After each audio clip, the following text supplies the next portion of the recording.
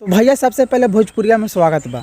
भाई बता दी कि फिर से एगो बंदा एगो खेसारी भैया के बेटी के ऊपर फैमिली के ऊपर गाना गा दिल बानी। देखिए भाई, पता ना कि मतलब कोई के एकदम भूत सवार हो जाला, चर्बी मतलब भूत दम कि हमारा वायरल हो गया बा। अरे भाई मेहनत से मतलब कामयाब हो ना, मेहनत करा ना, मेहनत से बहुत कुछ हो गया, ठीक ना।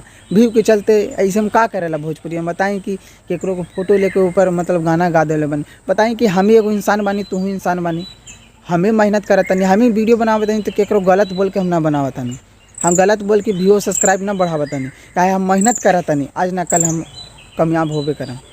ना हम फिर वीडियो बनाएम, जहिना तक हम वीडियो बनाएम। भाई किसी के ऊपर गलत ना बोला, हम इतना बोल देता नहीं, हम गलत ना बोलो ना, गलत का हम।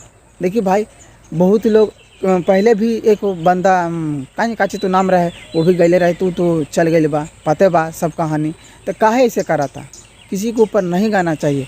और क्या लगता है खेसारी भैया आज से नहीं मेहनत करें भोजपुरी इंडस्ट्री में, वो हमने के गुरु हैं, ठीक है, उनसे कुछ सीखना चाहिए।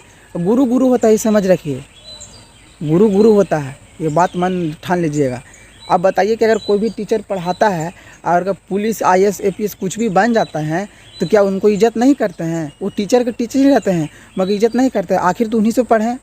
तो भाई ध्यान में रखिएगा ये बात, गुरु गुरु होता है, ठीक है भाई। अब आप लोग बाकी कमेंट में बताएं कि इस पर क्या किया जाए क्या ना किया जाए। तो मिलते हैं अगला वीडियो में।